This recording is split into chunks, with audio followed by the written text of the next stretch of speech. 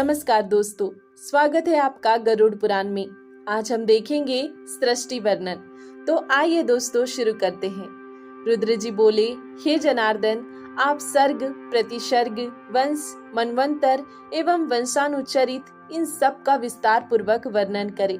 श्री हरि ने कहा, हे रुद्र, सर्ग आदि के साथ ही पापों का नाश करने वाली सृष्टि, स्थिति एवं प्रलय रूप भगवान विष्णु की सनातन क्रीड़ा का अब मैं वर्णन करूंगा, उसको आप सुने।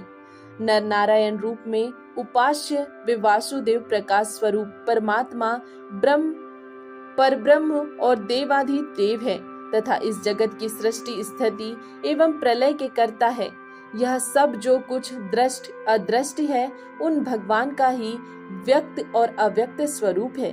वे ही पुरुष एवं काल रूप में विद्यमान है। जिस प्रकार बालक क्रीड़ा करता है उसी प्रकार व्यक्त रूप में भगवान विष्णु और अव्यक्त रूप में काल एवं पुरुष यानी निराकार ब्रह्म की क्रीड़ा होती है। उन्हीं लीलाओं को आप भी सुने। उन परमात्मा परमेश्वर का आदि और अंत नहीं है। वे ही जगत को धारण करने वाले अनंत पुरुषोत्तम हैं।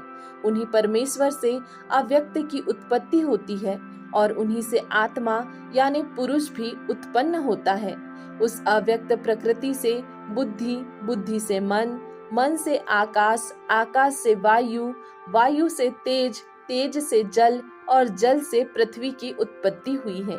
हे रुद्र, इसके पश्चात हिरण्यमय अंड उत्पन्न हुआ। उस अंड में वे प्रभु स्वयं प्रविष्ट होकर जगत की सृष्टि के लिए सर्वप्रथम शरीर धारण करते हैं। तदंतर चतुर्मुख ब्रह्मा के रूप में शरीर धारण कर रजोगुण के आश्रम से उन्हीं देव ने इस चराचर विश्व की सृष्टि की है। देव, असुर एवं मनुष्यों सहित यह संपूर्ण जगत उसी अंड में विद्यमान है। वे ही परमात्मा स्वयं सृष्टा यानी ब्रह्मा के रूप में जगत की संरचना करते हैं, विष्णु रूप में जगत की रक्षा करते हैं और अंत में संहर्ता शिव के रूप में ही देव संहार करते हैं। इस प्रकार एकमात्र वे ही परमेश्वर ब्रह्मा के रूप में सृष्टि, विष्णु के रूप में पालन और कल्पांत के समय रुद्र के रूप में संपूर्ण जगत को विनष्ट करते हैं। सृष्टि के समय वे ही वराह का रूप धारण कर अपने दांतों से जलमग्न पृथ्वी का उद्धार करते हैं। हे शंकर, संक्षेप में ही मैं देव आदि की सृष्टि का वर्णन कर रहा हूँ, आप उसको सुने। सबसे पहले उन परमेश्वर से महतत्व की सृष्टि होती है। वह महतत्व उन्हीं ब्रह्म का विकार है। पंच तन्मात्राओं रूप, रस, गंध, स्पर्श और शब्द की उत्पत्ति से युक्त द्वितीय सर्ग है। उसे भूत सर्ग कहा जाता है। इन पंच तन्मात्राओं से पृथ्वी, जल, तेज, वायु तथा आकाश रूप में महाभूतों की सृष्टि होती है। तीसरा वैकारिक सर्ग है। इसमें कर्मेंद्रिया और ज्ञानेंद्रियों की सृष्टि आती है, इसीलिए इसे ऐन्द्रिक भी कहा जाता है। इसकी उत्पत्ति बुद्धि पूर्वक होती है। यह प्राकृत सर्ग है। चौथा सर्ग मुख्य सर्ग है। पर्वत और वृक्ष आदि स्थावरों को मुख्य माना गया है। पांचवा सर्ग तिर्यक सर्ग कहा जाता है। इसमें तिर्यक स्त्रोता यानी पशु पक्षी आदि आते हैं। इसके पश्चात उधर्व स्त्रोतों की सृष्टि होती है। इसे छठे सर्ग को देव सर्ग भी कहा गया है। तदंतर सातवां सर्ग अर्वाक स्त्रोतों का होता है। यही मानुष सर्ग है। आठवां अनुग्रह नामक सर्ग है। वह सात्विक और तामसिक गुणों से संयुक्त है। इन 8 सर्ग में 5 वैकृत सर्ग और 3 प्राकृत सर्ग कहे गए हैं। कोमार नामक सर्ग 9वां सर्ग है। इसमें प्राकृत एवं वैकृत दोनों सृष्टियां विद्यमान रहती है। हे रुद्र, देवों से लेकर स्थावर पर्यंत 4 प्रकार की सृष्टि कही गई है। सृष्टि करते समय ब्रह्मा से सबसे पहले मानस पुत्र उत्पन्न हुए। तदंतर देव, असुर, पितृ और मनुष्य इस सर्ग चतुष्ट यज्ञ का प्रादुर्भाव हुआ। इसके बाद जल सृष्टि की इच्छा से उन्होंने अपने मन को सृष्टि कार्य में संलग्न किया। सृष्टि कार्य में प्रवृत्त होने पर प्रजापति ब्रह्मा से तमोगुण का प्रादुर्भाव हुआ। अतः सृष्टि की अभिलाषा रखने वाले ब्रह्मा की जंघा से सर्वप्रथम असुर उत्पन्न हुए। हे शंकर, तदंतर ब्रह्मा ने उस तमोगुण से युक्त शरीर का परित्याग किया। तो उस शरीर से निकली हुई तमोगुण की मात्रा ने स्वयं रात्रि का रूप धारण कर लिया। उस रात्रि रूप सृष्टि को देखकर यक्ष और राक्षस बहुत ही प्रसन्न हुए। हे शिव, उसके बाद सत्व गुण की मात्रा के उत्पन्न होने पर प्रजापति ब्रह्मा के मुख से देवता उत्पन्न हुए। तदंतर जब उन्होंने सत्व गुण समन्वित अपने उस शरीर का परित्याग किया तो उससे दिन का प्रादुर्भाव हुआ। इसीलिए रात्रि में असुर और दिन में देवता अधिक शक्तिशाली होते हैं। इसके पश्चात ब्रह्मा के उस सात्विक शरीर से पितृगणों की उत्पत्ति हुई। इसके बाद ब्रह्मा के द्वारा उस सात्विक शरीर का परित्याग करने पर संध्या की उत्पत्ति हुई, जो दिन और रात्रि के मध्य अवस्थित रहती है। तदंतर ब्रह्मा के रजोमय शरीर से मनुष्यों का प्रादुर्भाव हुआ।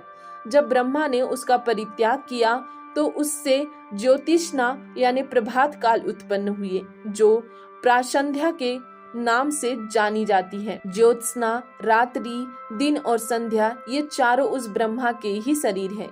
तत्पश्चात ब्रह्मा के रजोगुणमय शरीर के आश्रम से अक्षुधा और क्रोध का जन्म हुआ। उसके बाद ब्रह्मा से ही भूख प्यास से आतुर एवं रक्त मांस पीने खाने वाले राक्षसों तथा यक्षों की उत्पत्ति हुई। राक्षसों से रक्षण के कारण राक्षस कहा गया और भक्षण के कारण यक्षों को यक्ष नाम की प्रसिद्धि प्राप्त हुई। तदंतर ब्रह्मा के केसों से सर्प उत्पन्न हुए। ब्रह्मा के केस उनके सिर से नीचे गिरकर पुनः उनके सिर पर आरूढ़ हो गए। यही सर्पन है। इसी सर्पन यानी गति विरोध के कारण उन्हें सर्प कहा गया। इसके बाद ब्रह्मा के क्रोध से भूतों का जन्म हुआ, इसीलिए इन प्राणियों में क्रोध की मात्रा अधिक होती है। तदंतर ब्रह्मा से गंधर्वों की उत्पत्ति हुई। गायन करते हुए इन सभी का जन्म हुआ था, इसीलिए इन्हें गंधर्व और अप्सरा की ख्याति प्राप्त हुई। इसके बाद प्रजापति ब्रह्मा के वृक्ष स्थल से स्वर्ग और धूलोक उत्पन्न हुए।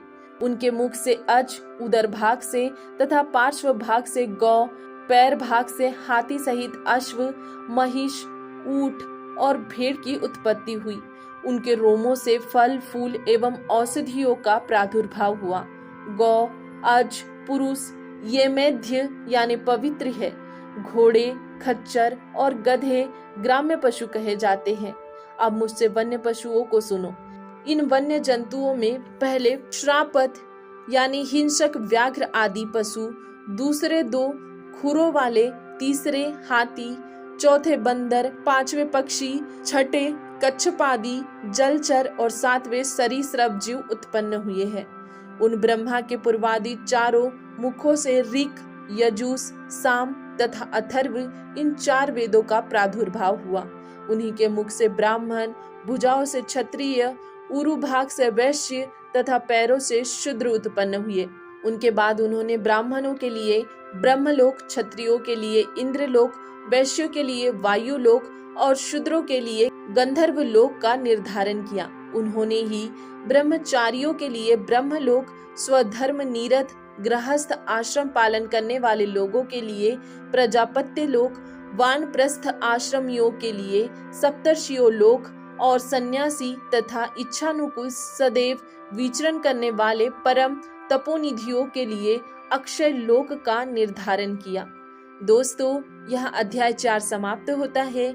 इसके आगे देखेंगे हम अगले वीडियो में। तब तक के लिए धन्यवाद।